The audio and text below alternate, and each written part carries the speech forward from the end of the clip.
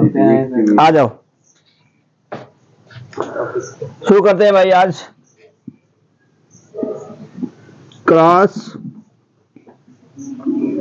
Product, cross product को हम vector product भी बोलते हैं। क्या बोलते हैं? वेक्टर प्रोडक्ट, या इसकी हिंदी देखी जाए तो सदिश गुणन। क्या बोलते हैं इसे? सदिश गुणन। इसके पहले हमने क्या देखा था? अदिश गुणन या डॉट प्रोडक्ट। क्या होता था? एक वेक्टर ए है, दूसरा वेक्टर बी है, इनके बीच का एंगल थीटा होगा ना। हम लोगों ने ये देखा है कि अगर वेक्टर ए है और वेक्टर बी से उसको मल्टीप्लाई किया जाए, क्या किया जाए? मल्टीप्लाई, गुणा किया जाए, तो इधर अगर वेक्टर वाली क्वांटिटी मिलती है, इधर अगर वेक्टर मिलती है, तो इसको हम लोग क्या बोलते थे? देखो भैया, काम है तो ये मल्टीप्लिकेशन ही, किया तो गुणा ही जाएगा, लेकिन यहां पर जो ऑपरेटर यूज होता है उसको हम, अगर इधर वेक्टर है तो इधर बोलते हैं क्रॉस। अगर वेक्टर ए और वेक्टर बी को मल्टीप्लाई करने से कोई राशि ऐसी मिल रही, कोई क्वांटिटी ऐसी मिल रही जो वेक्टर नहीं है, तो करेंगे तो मल्टीप्लाई ही, करेंगे तो गुणा ही, लेकिन यहां पर जो साइन लगता है या जो ऑपरेटर यूज होता है वो डॉट का लगता है। हम पढ़ते हैं एक्स इंटू वाई और एक्स गुणे वाई, दोनों का पहले हम जब छोटी क्लासों में पढ़ते थे डॉट और क्रॉस लगाते थे तो एक ही बात समझते थे। अभी भी एक ही बात है, करना मल्टीप्लाई है, लेकिन इसकी बात कुछ निराली है, इसकी बात कुछ अनोखी है, दोनों अलग अलग बातें हैं। डॉट लगा है, इसका मतलब इन दोनों का जो प्रोडक्ट मिला होगा वो प्रोडक्ट हमें स्केलर क्वांटिटी दे रहा होगा, अदिश राशि दे रहा होगा जिसमें कोई दिशा नहीं होगी। क्रॉस लगा है, इसका मतलब ये हमें एक नया वेक्टर दे रहा है। ठीक, आओ देखते हैं तो क्या होता है भाई।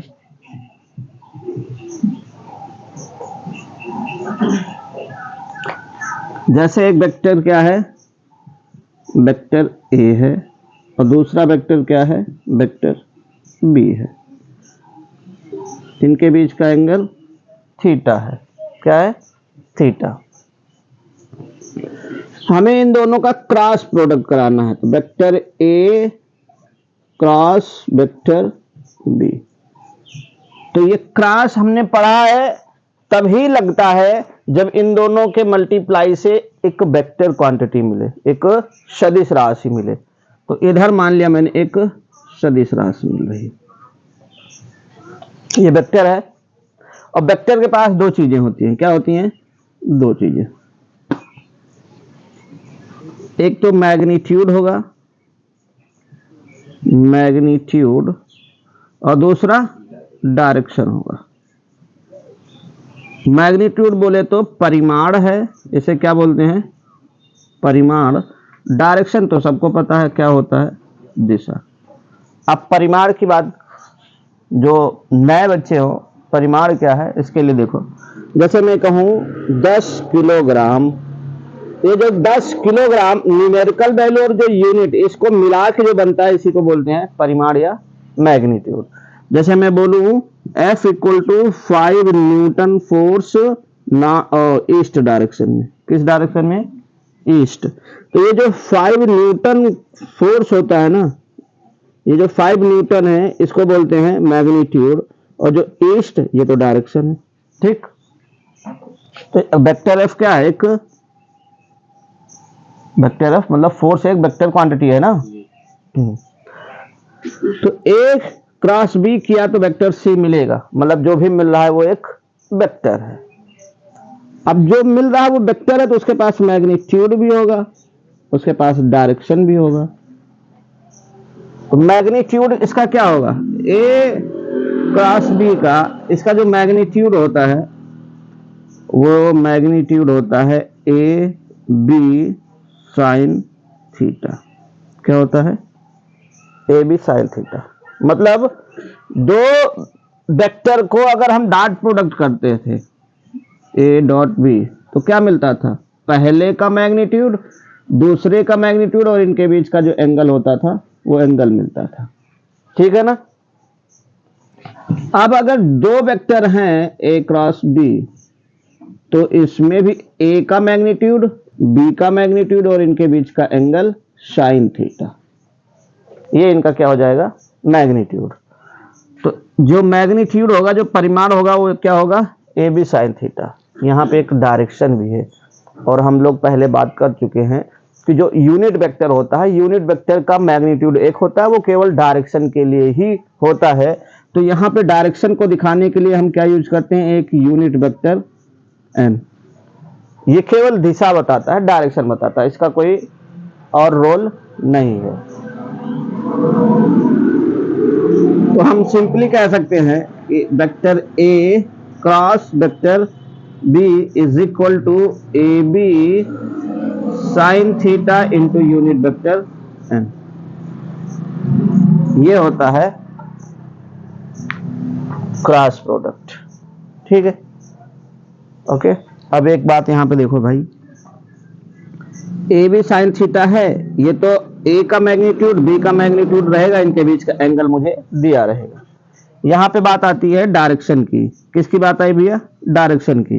तो ए और बी का जब हम मल्टीप्लाई करेंगे तो वहां पे एक नई डायरेक्शन बन रही होगी। वो डायरेक्शन कैसे होगी, इस चीज को देखते हैं। ये जो डायरेक्शन शब्द है, ये जो डायरेक्शन है, ये डायरेक्शन हमेशा जो दोनों वेक्टर होंगे, वेक्टर ए और वेक्टर बी के बिल्कुल परपेंडिकुलर होगी। यहां समझेंगे, तो लिख लेते हैं कि डायरेक्शन, इसको हम बताते हैं right hand thumb rule. Direction जो होता है वो राइट हैंड थंब रूल से डिफाइन होता है। जो डायरेक्शन होता है वो राइट हैंड थंब रूल, दाहिने हाथ के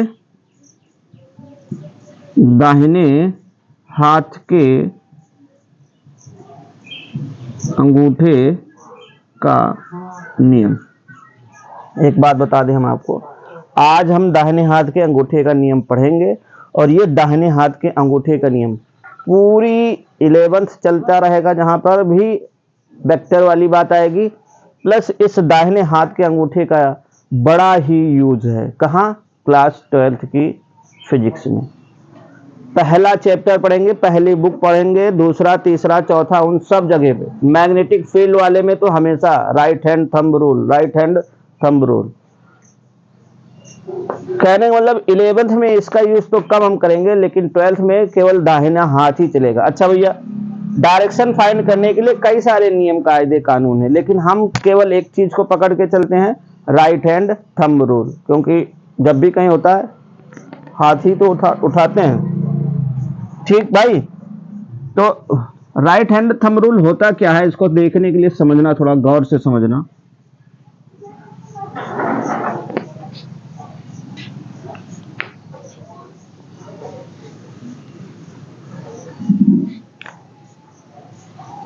समझना केवल यही है, किसी बंदे को देखा होगा आप लोगों ने, जब नेशनल एंथम हो रहा हो, क्या हो रहा हो, नेशनल एंथम,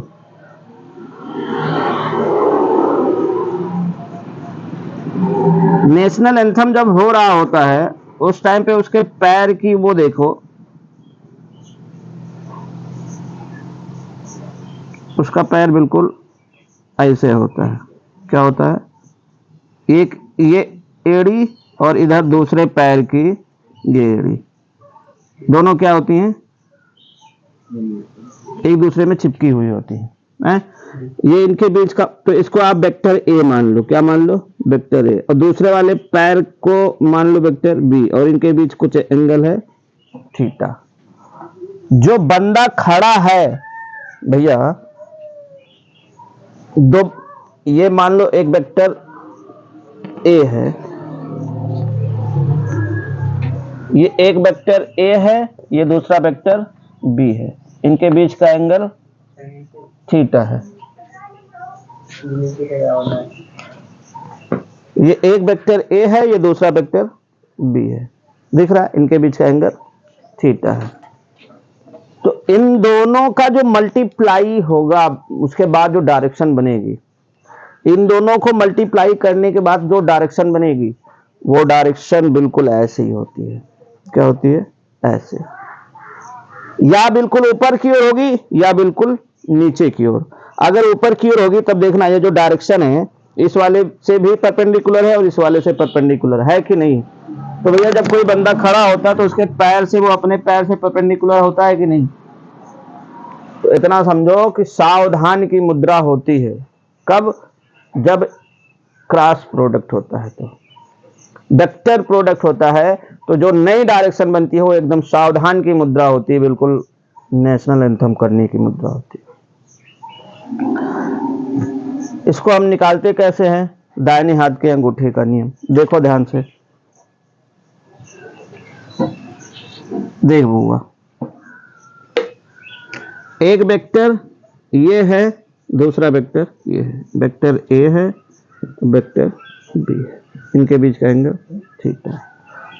डायरेक्शन हमेशा इनके परपेंडिकुलर होगी। देखो ये जो डायरेक्शन है इसी को हम बोलते हैं यूनिट वेक्टर, इसको क्या कहेंगे? Unit vector N. ये जो एन है ये ए के भी परपेंडिकुलर है और ये जो है बी के भी परपेंडिकुलर है। ठीक है, जैसे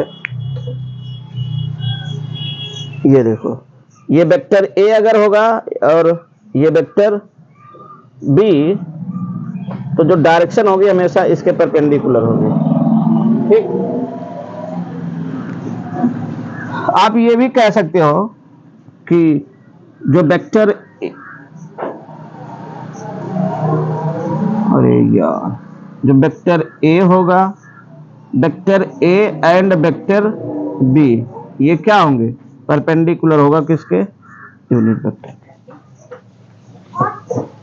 ए और बी दोनों परपेंडिकुलर होंगे एन वेक्टर के, मतलब जो भी डायरेक्शन होगी वो डायरेक्शन हमेशा दोनों वेक्टर के क्या होगी?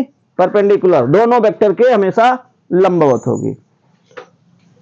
हमने क्या बताया कि ए और बी का जब प्रोडक्ट करेंगे तो यूनिट वेक्टर ऊपर की ओर लंबवत होगा, परपेंडिकुलर होगा। वो ऊपर की ओर भी हो सकता है और नीचे की ओर भी हो सकता है। यही डिफाइन करेगा ये कि वो ऊपर की ओर होगा या नीचे की ओर। ऊपर की ओर कब होगा? देखो भाई बहुत गौर से सुने, जब ए क्रॉस बी करना होगा, ध्यान देखना भैया, जब vector A cross vector B करना होगा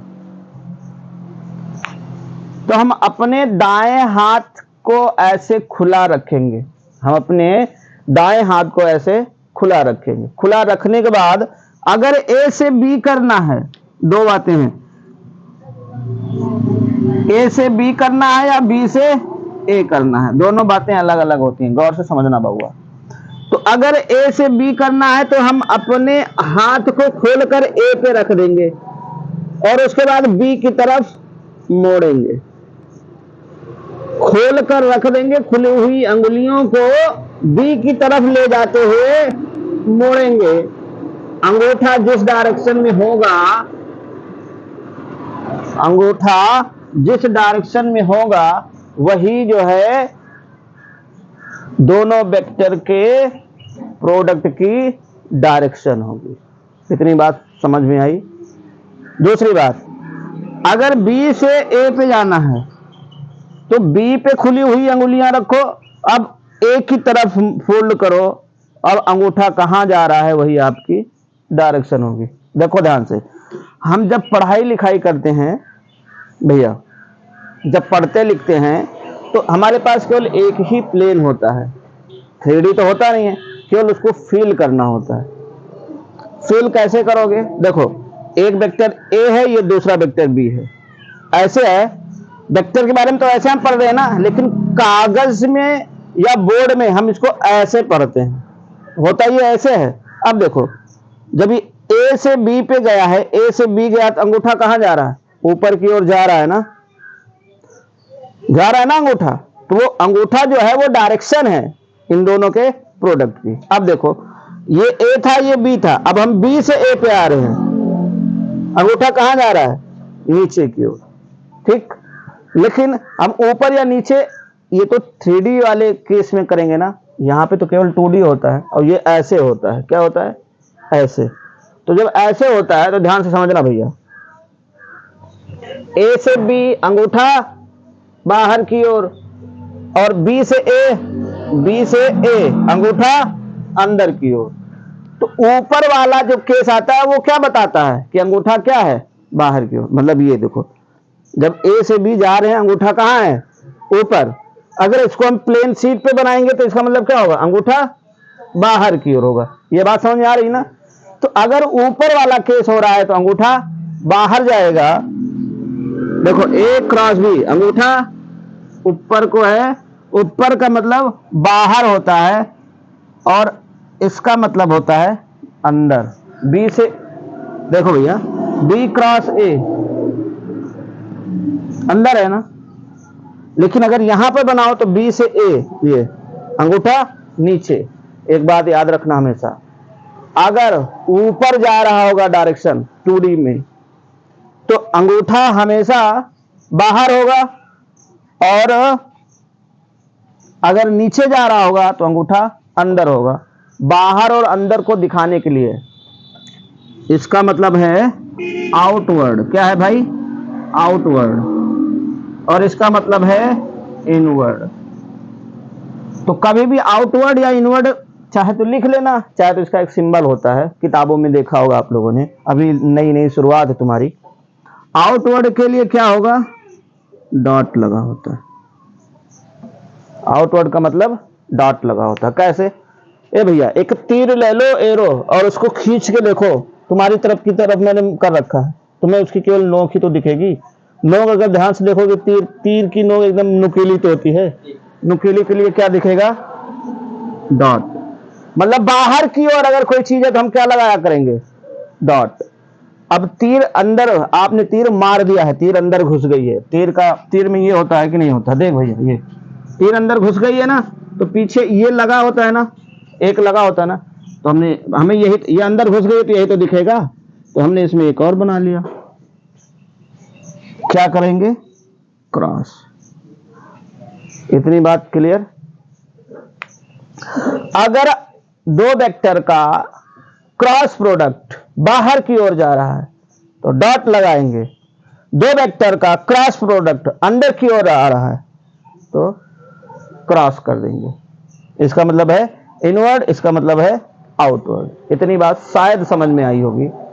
डायरेक्शन निकालना भी सीख गए होगे कि अगर ए क्रॉस बी है तो ए पे अपने खुले हुए हाथ रखेंगे और बी की तरफ अपने हाथ को मोड़ेंगे। अंगूठा जिस भी डायरेक्शन में जाएगा वही दोनों वेक्टर के प्रोडक्ट की डायरेक्शन होगी। इतनी बात ओके, कोई डाउट तो नहीं भैया, कोई डाउट तो नहीं, सब ओके ओके है ना। नोट करो,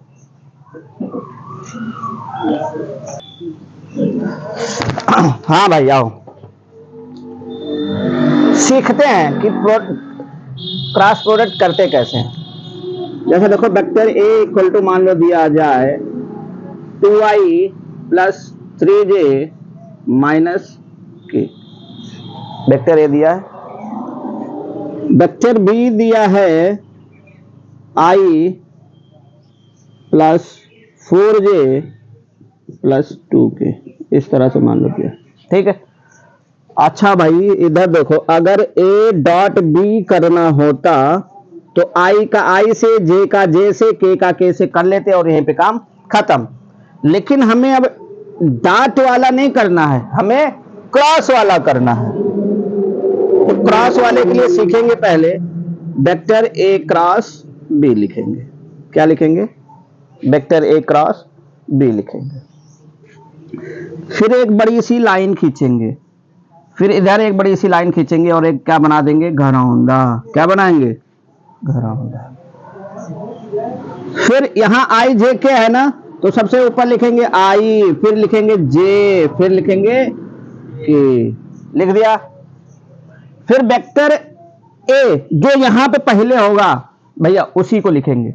अगर वेक्टर ए है तो वेक्टर ए को लिखेंगे, अगर बी होता तो बी को। पहले कौन है, वेक्टर ए। तो वेक्टर ए में आई के नीचे आई वाला, आई के पहले क्या है 2, जे के पहले 3, के पहले -1 माइनस प्लस माइनस के साथ चलना है आपको। फिर बी वाले पे 1, जे वाले पे 4, के वाले पे 2। अत्ता अगर काम आपने कर दिया, मान लो आपने आधा जंग जीत लिया। अब देखो, गौर से देखना भैया, आई जे के जो इनका क्रॉस होगा तो आई जे के ही आएगा, यही इसलिए तो ऊपर लिख दिया गया है। तो पहले आई लेंगे, फिर जे लेंगे, फिर के लेंगे। एक बात और याद रखना, आई को प्लस लेंगे, जे को माइनस लेंगे, इसको प्लस लेंगे। ठीक, अभी ये समझो कि आई को प्लस, इसको माइनस, ये प्लस माइनस ये प्लस। अब क्या है देखो, ध्यान से देखना बुआ, क्या देखोगे, ए क्रॉस बी। सीखो सीखो भाई सीखो। अगर आपने ये सीख लिया तो आई को हमने कहा प्लस लेंगे तो प्लस लिख लिया, आई प्लस लिखा नहीं, समझ जाते हैं ना प्लस। जैसे आपने आई लिखा, जैसे आपने आई लिखा तो आई का परिवार ये वाला माना जाएगा। आई इधर भी रहता है और आई इधर भी रहता है। इसको ऐसे बंद कर दिया और इसको ऐसे। कौन कौन दिख रहा है, 3 4 -1 2, यही दिखेगा ना। ये बंद है, ये बंद है। अब इधर देखो, 3 को कर लो मल्टीप्लाई 2 से, ऊपर वाले को नीचे से और नीचे वाले को मल्टीप्लाई कर लियो 3 दूनी 6, माइनस लगा के 4 1 कम 4, और क्या है वो -4 है। क्या भैया, 4 कन्नम 4 माइनस में आएगा ना। ये आई वाला बंद हो गया, कौनो डाउट तो नहीं। फिर आई को प्लस में लेना है तो जे को माइनस में। फिर क्या लिखा मैंने, माइनस जे। अब जैसे माइनस जे लियो तो जे, ये वाला तो जे इसी खानदान में है ना, ये पूरा खानदान इनका रोड जाम, चक्का जाम। और जे इधर भी है, इधर वाला भी बंद। तो क्या बचा, 2 और 1 -1 और, तो 2 को 2 से 4, क्या होगा भैया 4। इधर देखो, ये बंद था ना, और 1 को 1 से, 1 एक अन्ना में 1 -1 है, तो -1 प्लस के को किस में लेना है, प्लस में।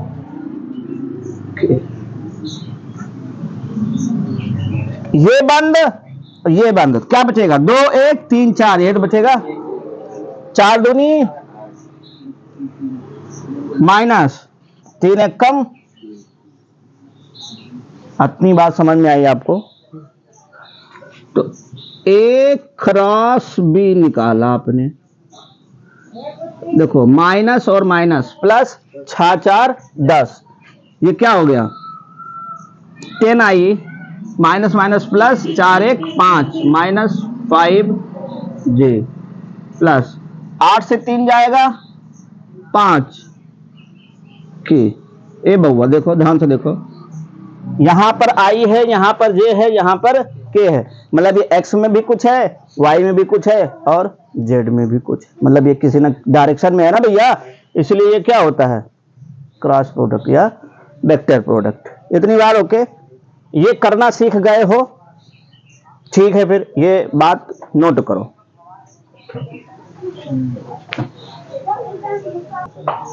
चल भैया, ये क्रॉस प्रोडक्ट का एक एग्जांपल देखते हैं। क्या देखते हैं, एग्जांपल क्या है भैया, ये देखिए गौर से। ये क्या है, एक वो है, अरे मान लो कुछ है कसा हुआ है, इस पे एक बोल्ट लगा हुआ है। क्या है, एक बोल्ट लगा हुआ है, इस पे एक बोल्ट लगा हुआ है। आप जो है इसको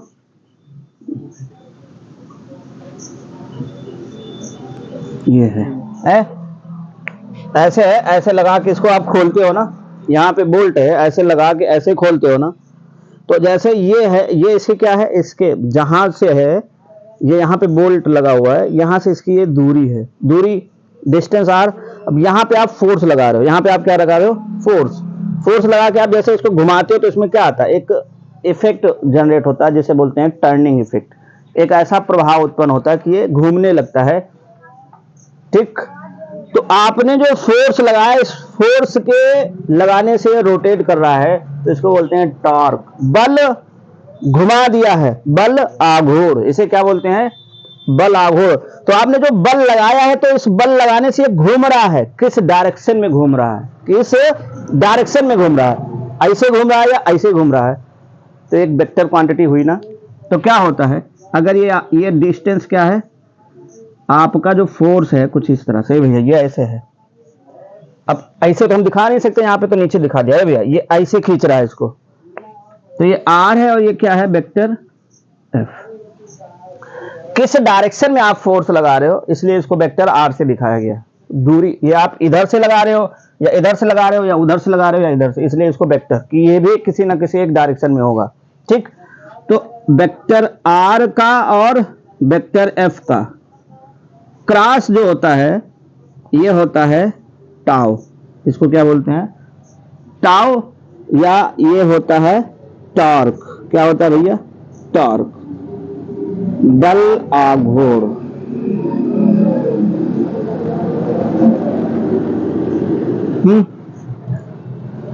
ये एक एग्जांपल है आपके क्रॉस प्रोडक्ट का। ओके, जैसे एफ डॉट डी था, ये था वर्क, डॉट प्रोडक्ट का। आर क्रॉस एफ, ये है क्रॉस प्रोडक्ट टॉर्क का। ओके बउआ, चल भैया आगे आओ, देखते हैं। Vector A cross B equal to क्या पढ़ा है हमने? A B sine theta into unit vector. Case बनाते हैं। Case first, if theta equal to क्या हो जाए? 0 degree. Theta equal to 0 degree, तो vector A cross vector B equal to A B sine 0 unit vector. Sine 0 0 होता है, ये पूरा क्या हो जाएगा? 0। A cross B equal to 0। If case second बना दिया जाए, क्या बना दिया जाए? Case second theta equal to कितना हो? 90 डिग्री। तो vector A cross vector B is equal to A B sine 90 है। तो यहां से क्या बनेगा? ये A cross B equal to A B unit vector, unit vector N भी रहेगा ना। अगर मैं इसका मॉड ले लूं, क्या ले लूं? मॉड, तो ये क्या होगा?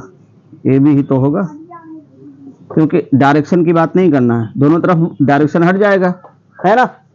ठीक, इधर दिख रहा है ना भाई? चलो इधर देखो, यहां तो दिख ही रहा है। Case third, case third theta equal to कितना हो जाए? 180 हो जाए। तो vector A cross vector B is equal to A B sine 180 unit vector. और साइन 180 का मान भी बउआ 0, तो ए क्रॉस बी भी क्या होगा? सुनो गौर से, हमने आपसे कहा था कि ए डॉट बी, अगर थीटा क्या है? 90 डिग्री, तो ए डॉट बी क्या होता था? 0। अगर डॉट प्रोडक्ट करना है तो कोशिश ये करना कि 90 वाला केस दिमाग में जरूर बैठाए रखना। अगर क्रॉस प्रोडक्ट सीखना है या क्रॉस प्रोडक्ट से रिलेटेड क्वेश्चन कर रहे हो, तो आपको थीटा इक्वल टू 0 और थीटा इक्वल टू 180 पे टारगेट करना है, फोकस करना है। क्यों? क्योंकि यार यहाँ पे जैसे हम 0 रखेंगे, सारी चीजें 0 हो जाएंगी। आधी चीज अगर हमें पता भी है तब भी ठीक है, नहीं पता है सब 0 ही तो हो रहा है। जैसे ए डॉट बी में सब 0 हो जाता था 90 पे। ओके, ये रही स्पेशल केसेस जो है क्रॉस प्रोडक्ट की। अब हम नेक्स्ट वीडियो में बात करेंगे properties of cross product. Note करो।